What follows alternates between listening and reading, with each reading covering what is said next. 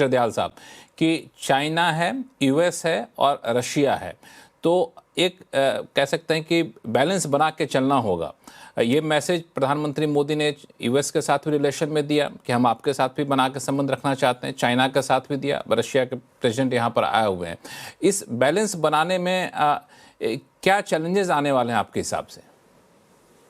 देखिए, एक तो सबसे बड़ा चैलेंज जो है और इतनी आसानी से नहीं जाएगा, वो ये है कि जो हम समझ रहे हैं कि रशिया और अमेरिका के बीच में जो कुछ दूरी सी बनी है, खास तौर पे रशिया यूक्रेन युद्ध को लेकर, वो दूर हो जाएगी, मुझे नहीं लगता कि इतनी आसानी से होने वाला है। देखिए, ये सोचना कि रशिया यूक्रेन वॉर अब खत्म होने वाली है, पीस एग्रीमेंट होने वाला है, इसमें बहुत सी कठिनाई है। देखिए, पहली कठिनाई तो ये है कि रशिया इस बात पे अड़ा हुआ है कि जो यूक्रेनियन टेरिटरीज़ उसके कब्ज़े में हैं, क्रीमिया और दूसरा जो ईस्टर्न यूक्रेन की टेरिटरीज़ हैं, रशिया कहता है वो हम नहीं छोड़ेंगे, वो हमेशा अब हमारी होनी चाहिए और यूक्रेन को ये मान लेना चाहिए।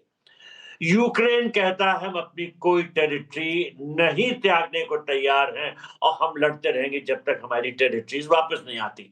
अब मुश्किल ये है कि अमेरिका का दबाव है यूक्रेन पे कि आप मान जाएं शर्तें, और अमेरिका बहुत सहायता करता है यूक्रेन की।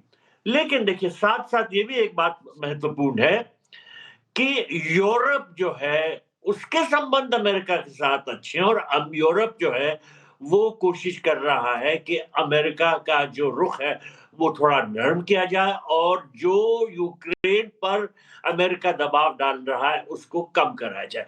तो ले देकर बात यह है कि ये युद्ध रशिया और यूक्रेन के बीच में इतनी आसानी से खत्म होने वाला नहीं है। दूसरी बड़ी जो शर्त रशिया रखता है वो ये कि यूक्रेन ये कहे कि हम नेटो के सदस्य नहीं बनेंगे, और नेटो को अपने कॉन्स्टिट्यूशन में ये अमेंडमेंट कर देना चाहिए कि हम यूक्रेन को सदस्य कभी नहीं बनाएंगे। तो ना नेटो इस बात के लिए तैयार है, ना यूक्रेन। तो ये नेटो की सदस्यता भी एक अड़चन बनी हुई है। तो बातचीत चल रही है, 28 पॉइंट प्लान था प्रेसिडेंट ट्रंप का, जो यूक्रेन ने रिजेक्ट कर दिया। फिर वो 21 पॉइंट प्लान बन गया यूक्रेन के साथ जब ट्रंप साहब की बातचीत हुई, लेकिन वो रशिया को मंजूर नहीं है। तो अमेरिका का जो इस वक़्त रशिया से जो उनकी कठिनाइयाँ चल रही हैं, वो एक संकट है, और कुछ मायनों में वो हमारे लिए भी कुछ मुश्किल बन कर सकता है। देखिए, हमारा रशिया के साथ डिफेंस सेक्टर में बहुत कोऑपरेशन, उसको हम बहुत आगे बढ़ाना चाहते हैं। बातचीत चल रही है कि हम और S-400 सिस्टम्स जो हमको बाकी मिलने हैं वो तो मिले ही, और कुछ और के लिए हम एग्रीमेंट साइन करें।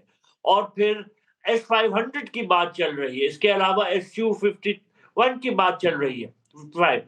तो हम रूस से डिफेंस इक्विपमेंट और लेना चाहते हैं। लेकिन देखिए, अमेरिका ने कैट्सा सैंक्शंस अपनी लॉ में बनाए हैं, और उसने ये कहा है कि रूस के साथ जो डिफेंस या इंटेलिजेंस एरियाज में कोऑपरेशन बढ़ाते हैं उन कंट्रीज पे कैट्सा सैंक्शंस लगेंगे। तो बाइडेन एडमिनिस्ट्रेशन ने इंडिया को वन टाइम एक्सेप्शन दिया था S-400 and missile anti aircraft systems के लिए। क्या ट्रंप फिर देंगे अगर हम रूस के साथ संबंध बढ़ाते हैं डिफेंस सेक्टर में और सामान लेते हैं? तो ये कुछ एक संकट बना रहेगा कि क्या ट्रंप अपने बदला लेने की नीयत से कैट्सा सैंक्शन लगाएंगे, क्योंकि कैट्सा सैंक्शन से हमारा नुकसान होगा, और हम ये चाहते हैं कि हमारी स्ट्रेटेजिक ऑटोनॉमी बनी रहे, हम दोनों साइड्स के साथ अच्छे ताल्लुकात बनाए रहे। तो ये इस रास्ते में बड़ी अड़चनें आ सकती हैं। दूसरी बात देखिए, ट्रेड की बात। ट्रेड पे मैं आऊँगा आगे चलकर एम्बेसडर दयाल साहब, लेकिन ये जो बात आपने छेड़ी इस पर मैं जरा RSN सिंह साहब से एक जवाब ले लूँ। RSN सिंह साहब, ये जो डिफेंस टाई है रशिया के साथ वो बहुत ही पुराना रहा है और आप तो काफ़ी पैनी नज़र इसमें शुरू से रखते रहे हैं। तो अब आकर के जब हम आत्मनिर्भर भारत की बात हम कर रहे हैं, तो ऐसे में ये डिफेंस टाई किस तरीके से नए नेचर में आएगा? क्या वो हमारे साथ टेक्नोलॉजी ट्रांसफ़र करना, हमारे यहाँ इक्विपमेंट के मैन्युफैक्चरिंग को बढ़ावा देने में रशिया मदद करेगा, या फिर उसकी कोशिश होगी कि पहले की तरह ही हमारे इक्विपमेंट को आप खरीदते रहिए?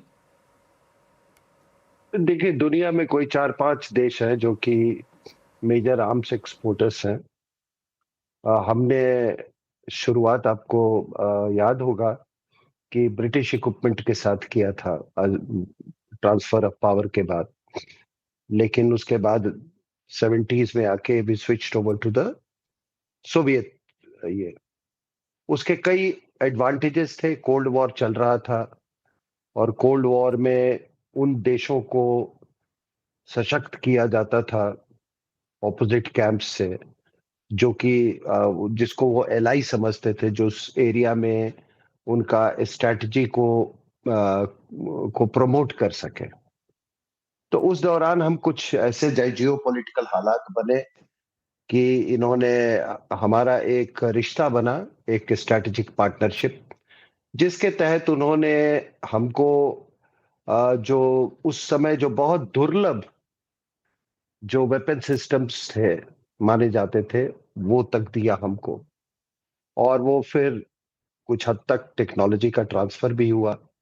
मैं ये नहीं कहूँगा कि बहुत खुले, मतलब बिल्कुल ही उसमें कोई बिना कोई इनहिबिशन नहीं था, लेकिन फिर भी हुआ।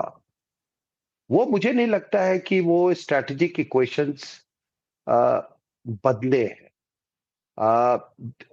अभी चर्चा हुई चीन की, रशिया चीन की, तो मैं आपको बता दूं कि यूक्रेन युद्ध का एक ये भी परिणाम हुआ कि रशिया और चीन दोनों एक दूसरे के साथ आते गए। तो इसलिए इसका यूक्रेन युद्ध का हल होना ये हमारे लिए लाभदायक होगा। बात ये भी आई कि इतनी आसानी से नहीं होगा। तो मेरा अपना मानना है कि जिस दिन अमेरिका और यूरोप ये ठान लेंगे कि कल से आपकी युद्ध सामग्री और फाइनेंशियल असिस्टेंस बंद हो जाती है, यूक्रेन के संदर्भ में बोल रहा हूं, उस दिन युद्ध समाप्त हो जाएगा। It is so simple. ठीक है, क्योंकि यूक्रेन के पास अपना कुछ लड़ने के लिए नहीं है। वो घर में आजकल वो तो छोटे छोटे ड्रोन्स वगैरह बना रहे हैं। तो ये मेरा अपना ये मानना है कि ये एक बहुत ही एक निर्णायक एक समय है। अब भाई हम देखिए, हम तो कोई एस्ट्रोलॉजर है नहीं कि कल को समाप्त हो जाएगा, परसों समाप्त हो जाएगा, 1 साल के बाद समाप्त होगा। लेकिन हमको अपने उसके जो नियर फ्यूचर है, not even distant future, near future को देखते हुए हमने अपने डिप्लोमेसी को और अपने जो स्ट्रैटेजिक आउटरीच है उसको उसको कैलिब्रेट करना होगा। उसको हमें कैलिब्रेट करना पड़ेगा। तनेजा साहब, इस कैलिब्रेशन में कहाँ फोकस रखना चाहिए हमें? देखिए, बड़ा अच्छा आपने देखिए प्रश्न किया। पहली बात तो ये है कि हमारी एम्बिशन क्या है। हम विकसित भारत की बात कर रहे हैं। हम 2047 तक जो है $30 ट्रिलियन इकोनॉमी बनना चाहते हैं। इसका मतलब ये हुआ कुल मिलाकर के आने वाली 20, 25, 30 साल के अंदर हमारा रोड मैप तो स्पष्ट है। हम तो दुनिया की महाशक्ति बनना चाहते हैं। हमारी अर्थव्यवस्था आने वाले 30 साल में लगभग उतनी बड़ी होगी जो अमेरिका की अर्थव्यवस्था होगी। चीन बड़ा होगा, नंबर 2 पे भारत और अमेरिका होंगे। ये अमेरिका के थिंक टैंक बोलते हैं, पीडब्ल्यूसी बोलता है। अमेरिका के कई जो गोल्डमैन सैक ने भी इस तरफ इशारे किए हैं। तो भारत की जब ये एम्बिशन है कि हम एक ग्लोबल सुपर पावर बनना चाहते हैं, आर्थिक महाशक्ति और फौजी हिसाब से भी हम महाशक्ति बनना चाहते हैं। दुनिया का कोई भी देश नहीं चाहता कि आप महाशक्ति बनाएं। यह हकीकत है, नहीं चाहेगा। क्यों चाहेगा वो? तो इसलिए इसमें ज्यादा भावुक होने की जरूरत नहीं है, जज्बातों का कोई स्थान नहीं है। अब हम उस दौर में आ चुके हैं जब हमारा अगला पड़ाव जो है वो महाशक्ति का है।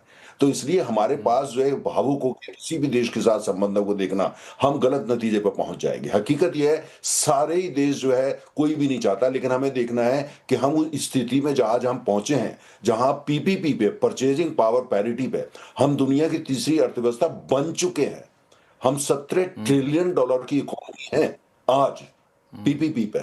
तो कोई भी देश हमको इग्नोर नहीं कर सकता। हम इसको कैसे लिवरेज करते हैं अपने फायदे के लिए। देखिए, रूस आज जो सोवियत यूनियन और रूस में फर्क है। आज चीन और रशिया बहुत नजदीक है।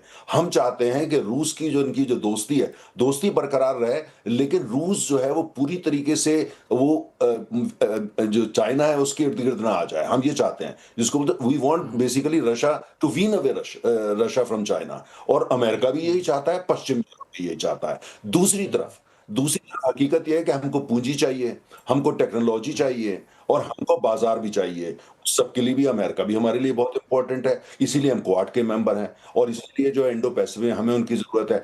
तो हकीकत जो नेट नेट निकल के आता है। और दूसरी अब एक बात मैं और यहाँ मेंशन कर दूं कि पाकिस्तान की एयरफोर्स, यहाँ पे हमारे एक को पैनलिस्ट हैं, डिफेंस के एक्सपर्ट हैं, मैं तो डिफेंस का एक्सपर्ट नहीं हूं, लेकिन पाकिस्तान के एयरफोर्स एक प्लेन यूज करती है जिसका इंजन जो है उसका ओरिजिन रशियन है। वो हमको नहीं अच्छा लगता, जाहिर है अच्छा नहीं लगता। और दूसरी बात यह कि बहुत ज्यादा घनिष्ठ संबंध रूस के और चीन के, कहीं ना कहीं हमको वो भी, उससे भी थोड़ा हमको डिस्कम्फर्ट होता है, परेशानी होती है, बेचैनी होती है, हकीकत है ये। तो ये सारी चीजें मेज पे हैं, जिसको बोलते हैं कि जब बातचीत होती है ये मेज लेकिन तनेजा साहब, आप ही की बात को मैं फिर से दोहरा दूं कि हम किसी को ये तो नहीं कह सकते कि जी हमसे दोस्ती रखना है तो उससे मत रखो, क्योंकि आपने ही कहा था कि जैसे यूरोप का एग्जांपल देके आपने कहा था हमें अपने संबंधों को इतना प्रगाढ़ बनाना है कि सामने वाले से ज्यादा प्रगाढ़ संबंध हो जाए। राइट। मैंने जैसे कहा लक्ष्मण कि लिवरेज उसको कैसे करें, हम किसी को नहीं कर, लेकिन हम अपने को इतना इतना अहम बना लें, अपने को इतना महत्वपूर्ण बना लें, इन चीजों पे वो लोग ध्यान दें, हमें ध्यान देने की आवश्यकता ना पड़े। हम उस स्थिति में आज पहुंच चुके हैं। अगर हमारी कूटनीति आने वाले 10 साल और अच्छी चलती है और हम आर्थिक रूप से और थोड़ा प्रगति कर जाते हैं, डिफेंस इक्विपमेंट और थोड़ा भारत में R&D बना लेते हैं, तो मुझे लगता है हम धीरे धीरे उस दिशा की ओर बढ़ेंगे जो ग्लोबल हाई टेबल पे है, उसमें हमारा स्थान और उसका विस्तार होगा और बड़ा होगा। तब हमें ऐसी स्थिति में होंगी कि वो लोग भी देखेंगे कि भारत को कैसे खुश रखें।